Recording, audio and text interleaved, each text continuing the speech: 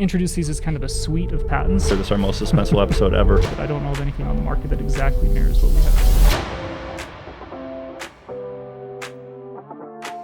Well, welcome to the podcast. I'm Dave Brown. I'm here today with Bennett Mortenson. We're talking about some new technologies developed here at BYU and a product that's been created. Later, we'll talk to a couple of our student prototype developers.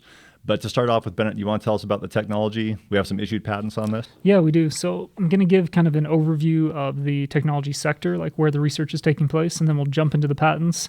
We're going to try to not get too technical, but we do want to explain at least the research area and potential applications. So, having issued patents is a big deal. Yes, it is, absolutely. And so to start, we're talking about developable mechanisms. And so to kind of define some of those terms, a mechanism is a mechanical device used to transfer or transform motion, force, or energy. Mechanisms typically use links and pin joints to achieve their motion. So little asterisk there, right? This was developed by the Compliant Mechanism Lab here on campus. And so a lot of these do incorporate pins, but they are continuing to look at the application of compliant mechanisms in place of some of those pins. So just keep that in mind as we go through all of this technology. I'm sure we'll talk about compliant mechanisms more, but very clever uses of materials to avoid having too many joints. Yes, it's basically you achieve the motion through the flexibility of the material itself rather than using something like a pin joint. So. And then what is a developable surface? It's something that you probably already know about, but you've probably never called it a developable surface. That's quite the word, quite the mouthful. But a developable surface is a surface with curvature in a single direction. The four types are planes, cylinders, cones, and tangent developed surfaces. So basically the rule of thumb is if you can take a piece of paper and roll it into the shape without stretching or tearing the paper, that would count as a developable surface. Okay. And this product we're going to look at has a lot of curved surfaces. Yes. Yes, exactly. And that's what this kind of suite of patents is all surrounding, is these developable, collapsible mechanisms. Okay. Let's see. Other kind of notes here. So advantages of these types of mechanisms is that they, they can be used to be stored compactly, and they exhibit predictable motion, right? So any kind of device that's unpredictable in how it's going to be used is going to be a poor device. So predictable motion, and then they have a storage type capability where they can be stored and then deployed from that surface position. Mm-hmm. And I know we'll see it in a minute, but that's what I thought when I saw this. This is for podcasters, the product we're going to look at. Yes. And it is very compact, and that's what's great about it. Yes, exactly. And all of these deal with the cylinder shape form. So we're not looking at anything cones based, but you could see how this type of technology could be translated onto other developable surfaces. Okay. So we've got 3 patents. 2 of them are issued. 1 of them has been published but hasn't quite been issued yet, but we'll kind of review all of them. Again, we're going to try to keep it fairly surface level. We won't get too lost in the weeds, but we'll at least go through at a high level what each one of these does. So the first one, and the one that we have a prototype for today, is the developable and collapsible shaft deployment mechanism. And so this takes 2 cylinders, one inside of the other, and by rotating the inner cylinder in respect to the outer cylinder, you deploy these links. You can kind of see it here on the surface. We'll talk about it when we get to the prototype portion. But huge applications in medical devices, probably oil, anything that you see a shaft or a cylinder shaft in, this could probably be used in. Okay. And for medical devices, you can think medical devices, absolutely. Okay. Yeah. Okay. So the second one is the developable and collapsible internal cutting mechanism. So same type of form factor. So it's a cylinder within a cylinder, but instead of deploying outwards, it internally cuts. So anything that's passing through this cylinder, right? You can twist the cylinders with respect to one another, and it will cut whatever's inside of it. So maybe like in manufacturing, like food manufacturing. I've always thought food manufacturing for this one specifically, where you're running things and maybe you're extruding some type of food product, right? And you need to cut it at regular intervals. And this is something that can be super simple to integrate in and give you a competitive advantage in that industry. Okay. The last one is developable and collapsible external cutting or gripping mechanism. So related to the internal cutting, but instead of that cutting mechanism or gripping mechanism being within those cylinders, it's on the external side of it.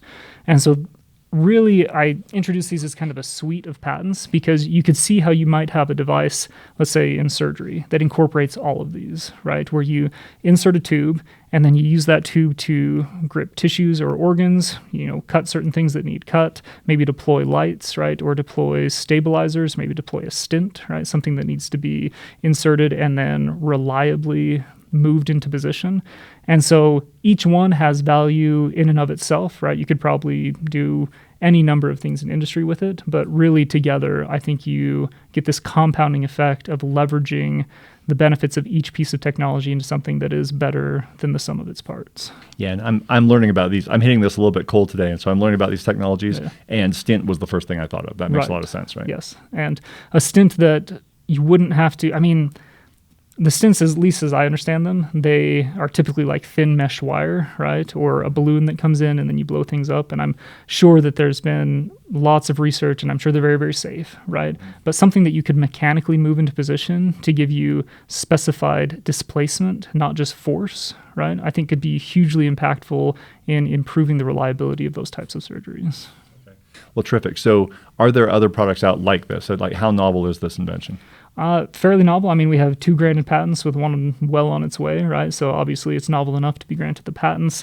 You probably have seen things that might appear similar, but that don't have the actual research and mechanical understanding behind them. So I'm trying to think of anything off the top of my head that I've seen recently.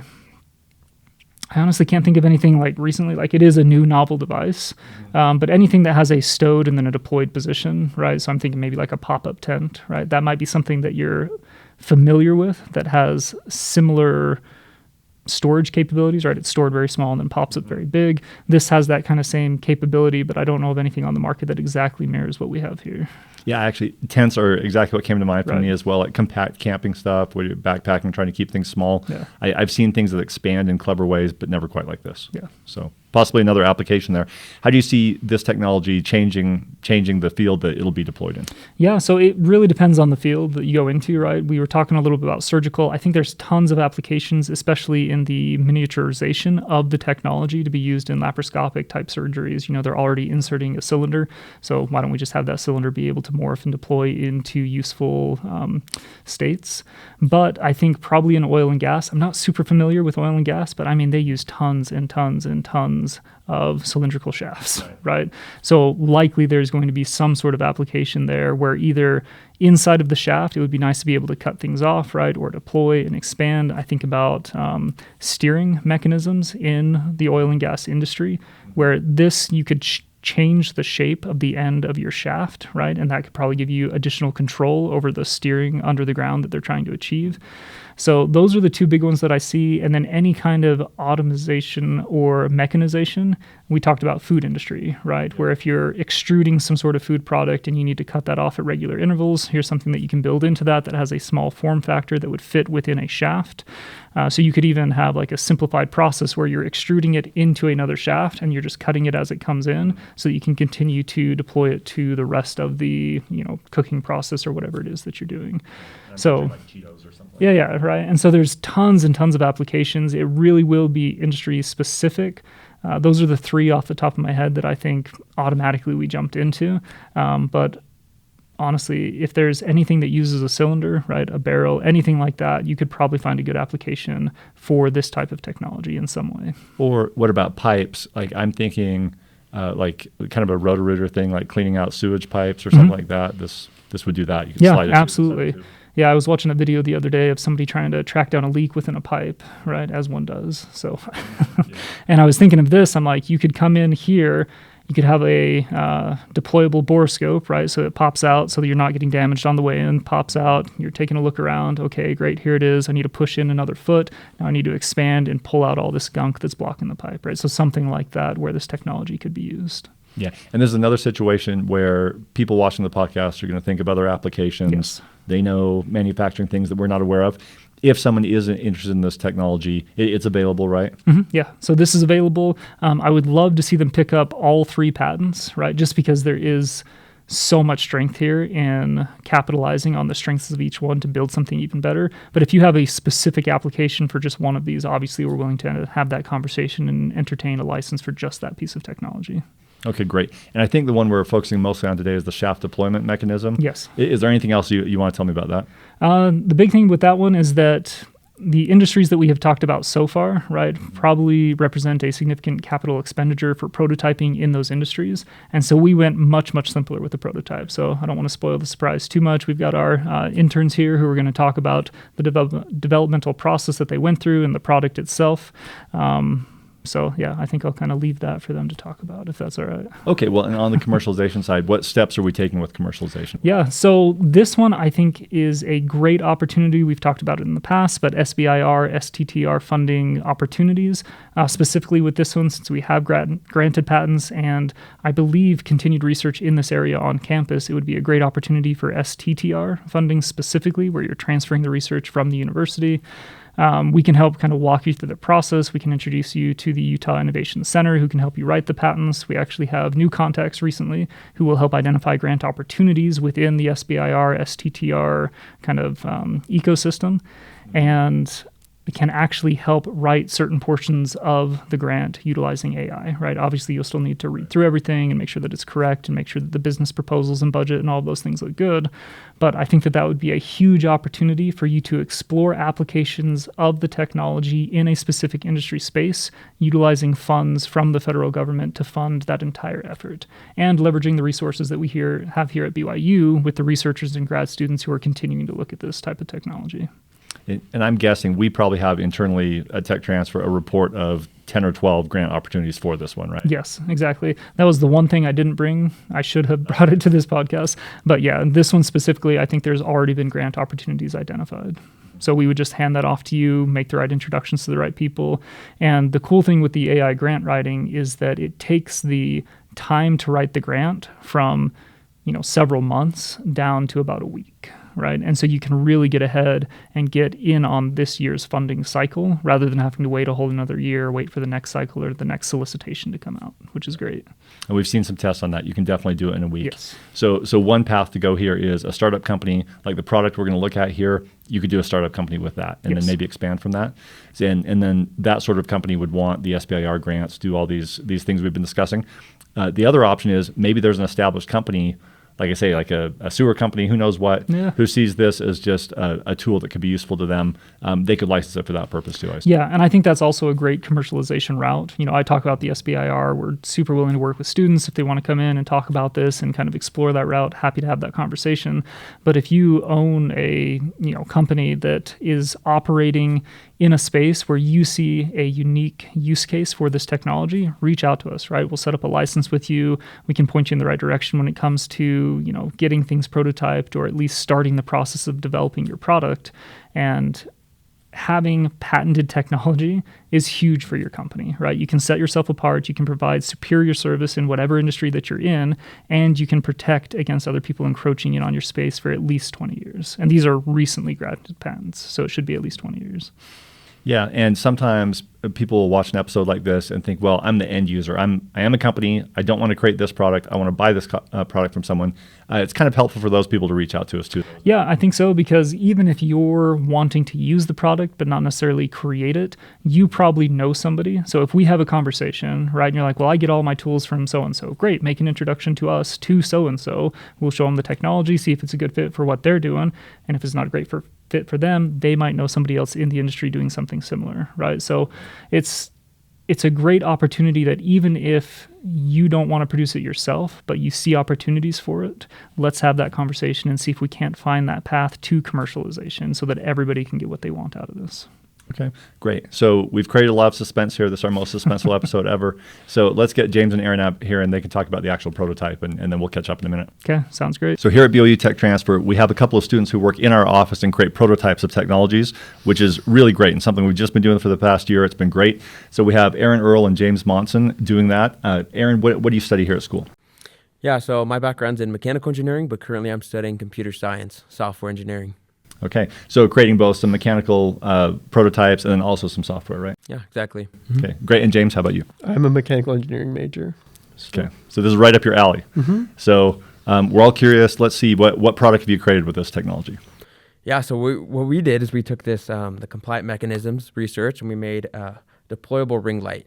So just to grab our first prototype and kind of show it to you, Dave, what we have right here is an iPhone ring light, right, that you could use as a podcaster, as a social media influencer. And what you can do is you can twist it to where it can compact inside your purse, your bag, maybe it sits on your desk. And when you need it, deploys out and super slick right there. The lights come on, and then you have this array of lights that could add a lot more than a traditional ring light. All right, great. So, James, there are a lot of different products you could create with this technology. You guys went with the ring light. How did you decide on that? I think the main way we decided on the ring light is it was something that was pretty easy to market, as a lot of people are in need of ring lights as content creation becomes more and more of a bigger deal, as well as it's something that's relatively straightforward to make. I mean, it's just some electronics with LEDs and lights, as well as the 3D printing and mechanical design to make the working prototype. So it was pretty low-hanging fruit, I feel like, to just grab onto that idea. And also it shows the idea of the deployable arms very well. So I think that was the main reasons for why we went this way. Okay, so the mechanism makes it, be compact and expand. Then you've added LED lights on that. Mm-hmm. And if anyone hasn't recorded a podcast episode, I'll just, everyone uses these. You need some lighting on you, or else it just looks dark or shadowy or washed out or something. So it's meeting a need there for sure. So Aaron, what was kind of the process of creating the prototype? How do you guys do it? Yeah, so we ended up doing almost 6 iterations of this, right? So it started with just the research, started with us looking at the pictures that we got from the Compliant Mechanisms lab, and then going from there. So this right here is our first prototype, and you can see it's a lot smaller compared to the one we have lit up right here. And what we were trying to do is really just see if we could get the mechanical motion down right. You've got 2 cylinders, and when you twist it, all the arms deploy out, right? So that just took some 3D printing, that took some CAD design to get that. And then from there, we just did the wiring with the LEDs, hooked up a battery to it, and got it to work. Okay. So there are a lot of steps, and you worked through obviously a lot of hurdles. James, what were some of the problems you ran into? I think most of the main problems that we had to do with the electrical circuits. Generally, when we're working with electrical systems, the circuit itself is not prone to moving as much with the mechanism itself. So because of that, it was very tricky to get the wiring done in a way in which the electrical connections were always solid, allowing the LEDs to always turn on, but also allow smooth motion in the whole mechanism. And so to deal with that, I think that the 2 things we had to focus on was we had to be really careful with how we put all the wiring through to make sure there was enough slack in the cables for when it does move, for the wires not to have too much tension and snap. So the main issue that we had to overcome was to deal with the circuitry. On a system like this, it's hard because the wires are actually moving along with the mechanism because the LEDs are on these moving arms. This can cause some issues because these wires can potentially be pulled as the mechanism moves, which can cause tension on the wire and potentially snap them. So to avoid that, we had to make sure that each of these cables had the right amount of slack so that when the mechanism does move, it doesn't damage any of the wires. The other way that we got around this was we have a magnet connection at the top that will complete the circuit when the 2 cylinders move into place. And so this kind of allows the circuit to be incomplete when the mechanism isn't deployed. And then when it is deployed, it's able to complete the connection through those magnets, which also allows for a really consistent connection because the magnets will pull the electrical parts together and allow them to always be in connection when we want them to be. So, okay. Well, that's really clever. And in tech transfer, usually when we're licensing technologies, we have just a patent, like just paperwork or just version 1. And for you guys to take it all the way to a product like this is super helpful. This is a prototype, obviously, but it's a great prototype. So, Aaron, how did you ensure that it was durable and kind of like a sturdy prototype? Yeah, so what holds this design really together are the arms that you're seeing deployed, right? And so what we did is we had to tear apart the design when it wasn't working, when they're coming apart, and we added a track that acted like a lock. And so that locked it in and allowed us to achieve that motion without it wanting to expand on itself, right? So without those pins wanting to fall apart, that track added a lot of stability. We had a couple screws in the design as well that really locks it down. On this one, we have a clip that can attach onto your phone or a laptop. And so with a simple spring that can grip on and that can hold onto the device and give the user the ability to use it with, a different device. Okay. And this might be an unfair question, but since you've made it pretty rigorous like this, how much work do you think it is to go from this to a commercial product? Yeah, so our design is pretty rudimentary, but we really feel that this technology has a lot of potential if a manufacturer can do maybe a custom printed circuit board, right? If they can do it in a way where we didn't, we soldered it, we used wires, things like that. If they could do it with advanced manufacturing techniques, that could give this the ability to be produced at a low cost. It could be very reliable. It wouldn't break. Maybe the LEDs would be brighter. We see this design going super quickly into the field. Okay, great. And James, I know you have a competitor product there with you. You want to kind of compare that to the prototype and tell us what's good about the prototype, or what do you see as kind of commercial advantages? So taking this ring light right here, this is going to be kind of a size comparison to show, even though this is just like a really, like Aaron said, rudimentary prototype design. And this, I mean, is a professionally manufactured ring light right here. Do you want to hold this, Aaron? Yeah. Is when this is compacted here, this is already about the size of this ring light. But then when we expand out here, we can see that the arms are already going way beyond what this other ring light offers. And of course, we're just using small micro LEDs, so the light comparison is going to be not exactly what it could be, but it just goes to show that this prototype here being smaller than this ring light, easy to take around, could end up providing a larger area of light than something that's already made to one size. Mm-hmm. And it's a prototype, so you've proven the concept. If you wanted to, the entire surface could be covered with LEDs. It could be much brighter, easily much brighter. Yeah. Okay, well, that's terrific. So good job, guys. It's fantastic. This is it's a great prototype. It's been a lot of work, I know. So what's next for you? What else are you working on? Yeah, so what we're working on is to see if this could be a standalone product, or like we talked about earlier, if this could be a way where an existing technology or an existing cylinder could be enhanced with light, camera technologies, different things like that. Okay, terrific. And James, do you have any products that are completely unrelated to this that you're excited about right now? I think we just recently got in some orders for parts to make a new type of exercise machine that utilizes also compliant mechanism technology of these unique types of springs that can allow constant force through a whole exercise motion, as opposed to the type of force that you'd experience on a traditional elliptical machine or with cables and whatnot. So we're going to start working on putting that together soon, which will be really exciting. So that's fantastic. Well, it's super exciting for me. Bennett, as you know, ran a prototyping business before he came to the office. Before that, we had never done prototyping in our office. I don't know a single tech transfer office in the country that does this, but it's super helpful in commercialization. So great job, guys. Appreciate your help. Yeah, thanks for having us, Dave. Yeah, thank you. All right. Well, welcome back, Bennett. We're just going to conclude with a few thoughts here. So earlier we were talking about the patented technology, the actual research, and then we've had this great from Aaron and James demonstration of the prototypes. What would you add about the prototype technology? Yeah, first off, just great job to Aaron and James. They've been great student interns. They do a fantastic job with the prototyping.